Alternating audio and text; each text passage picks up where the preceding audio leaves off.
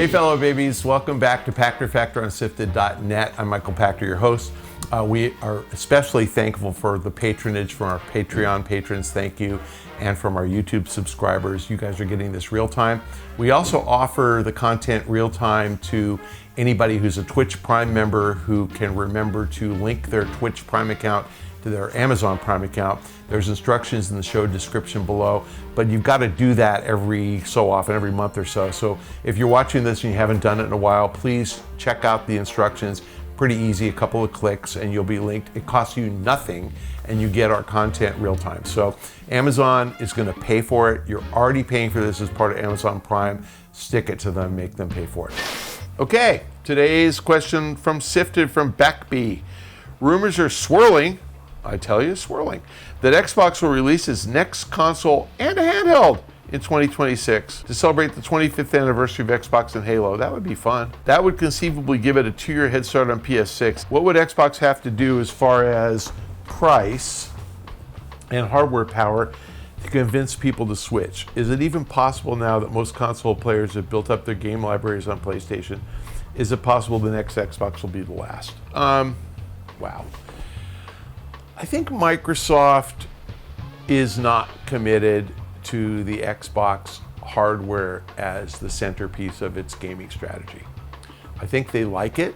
They understand that it drives lots of loyalty and that you'll buy Xbox games, but I think they're all in on Game Pass. I really do. And I think this studio acquisition strategy was all intended for Game Pass. I do think it's nice to have the games as Xbox exclusives to the extent that they can, but I think the intent was to build up the library for Game Pass. And I think Microsoft putting big releases like Call of Duty day and date on Game Pass tell you they don't care if you have an Xbox. You know, signing the deal with Fire TV, they don't care if you have an Xbox.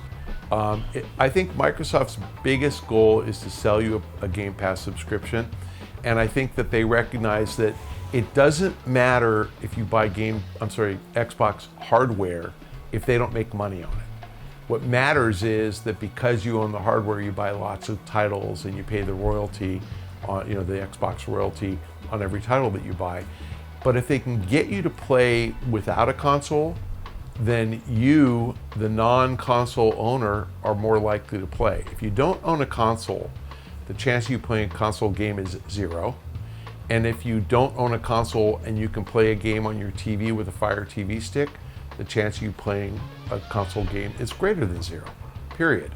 So they're looking at an audience of 4 billion televisions out there, 1.5 billion households, 1.3 billion of whom don't have a console.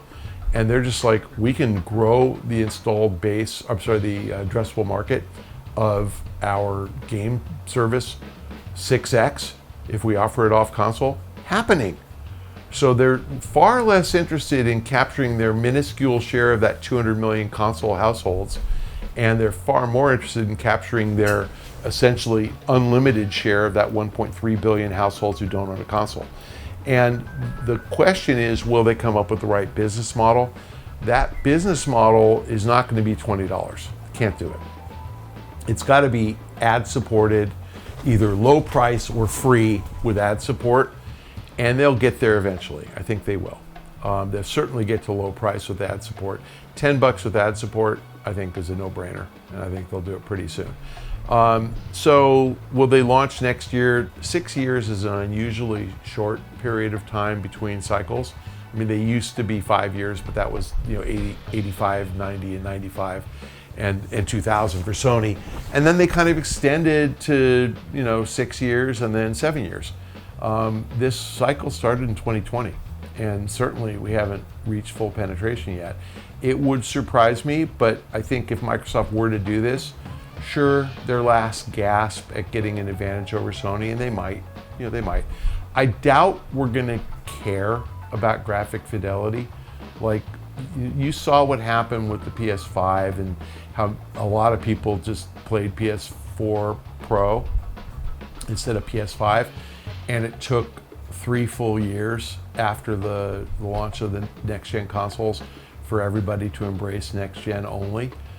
We didn't get that in 22. Not everybody did it in 22 or 23. I mean, most people did it in 23. Everybody's doing it in 24 finally. But 4 years for everybody to embrace. So it's still too early to write off the cycle, but Microsoft, who only cares about Game Pass, may do it. And I'd speculate that they are innovative. They somehow link in a Game Pass subscription. And I could see them doing this, they've done this before. The cell phone model. You get a new iPhone through Verizon or AT&T, and your bill, instead of being $50 a month, is $75 a month, and you get a new phone every 2 years. I can see Microsoft saying, pay us $30 a month and get a new Xbox, and sign up for a 3-year contract. And so $10 for 3 years, so $20 for Game Pass, and $10 extra, the $30, gets them $360 for the hardware. I could see them doing that. So there's plenty of innovative ways for them to launch a cycle, get Game Pass on it, and make sure that they are building the Game Pass audience. And then at the end of the 3rd year, they knock your price down to 20, and you feel like you're getting a bargain. I don't know. I mean, is it possible? Yes. Is it possible that most console players are PlayStation? Well, they are. Are they going to switch? Probably not. Will some of them switch? Maybe. It really depends on pricing and software. We know for sure Call of Duty won't be exclusive on this Xbox or Game Pass. We don't know about Blizzard titles. We don't know about Bethesda titles. My guess is most of them will be exclusive. And I don't know what else is coming from Microsoft, but are they done buying up developers? No, they'll keep going. Not publishers, I'm talking about small developers. Find the one-off, one-game guys, because they're out there. There's plenty of them out there. So, sure. I think they could do it. Will it be the last cycle? No, because as long as there's some chump who really thinks he's getting a better experience on a console, they'll sell one. And I'm kidding when I call you a chump. You can't play multiplayer without some type of download of the game. It just doesn't work. And so will they sell you a slimmed down PC that has a microprocessor and a GPU and flash memory? Yes.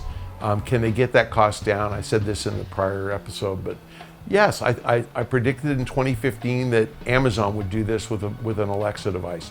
Yes, it's going to happen. Can you get that price down to $100? Maybe.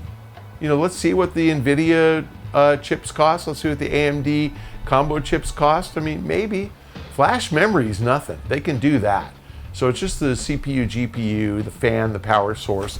And the fan and power source in an always plugged in device is a piece of cake. Like, they can do it. So, and getting one to talk to your TV, they absolutely can do it.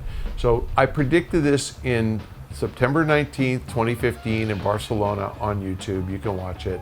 I am absolutely convinced I am right. I just said it would be 5 years later, and here we are 9 years later and it hasn't happened yet. I'm convinced I'm right. So Microsoft is going in that direction. I said it would be Amazon. Amazon has just messed up nonstop since that date. And Microsoft has executed pretty well on streaming and cloud. So yes, I think it's happening. I don't think the next Xbox is the last. I think you're going to get the new Game Pass device, and they might not call it Xbox. They might call it Game Pass. They might have a Game Pass device and switch their branding to Game Pass, because you don't need an Xbox, you need Game Pass. Thanks for joining us on Pachter Factor. Again, if you are a Patreon patron or a YouTube subscriber, we very much appreciate your patronage. If you can, please link your Twitch Prime account to your Amazon Prime account.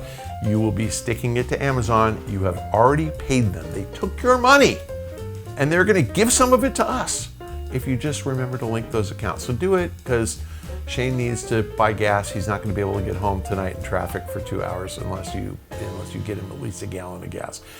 So thank you again for joining us. We will see you next week.